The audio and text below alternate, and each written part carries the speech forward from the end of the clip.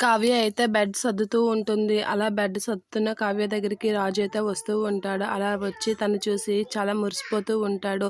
ఇక కావ్య అయితే అలా బెడ్ సర్దుతూనే ఉంటుంది. రాజు అక్కడికి వచ్చి కావ్యని అని గొంతు సరిచేస్తూ ఉంటాడు. దీనికి కావ్య ఒకసారిగా ఉలికిపడి బెడ్ పైకి వెళ్తూ ఉంటుంది. అమ్మో అని అంటూ ఉంటుంది. దానికి రాజు అయితే భయపడుతూ ఉంటాడు. ఏంటి మీరా అని అంటే, ఇంకెవరు వచ్చారనుకున్నావు అని అంటే, మీరేనండి కానీ అని అంటూ ఉంటుంది. అలా చూస్తూ ఉంటుంది. ఏంటి ఇలా చూస్తుంది అనైతే రాజు అనుకుంటూ ఉంటాడు. ఏంటి అలా చూస్తున్నారు, మొదలు పెట్టండి అనైతే అంటూ ఉంటుంది కావ్య. అవునా నిజంగానా అని రాజు అంటూ ఉంటాడు.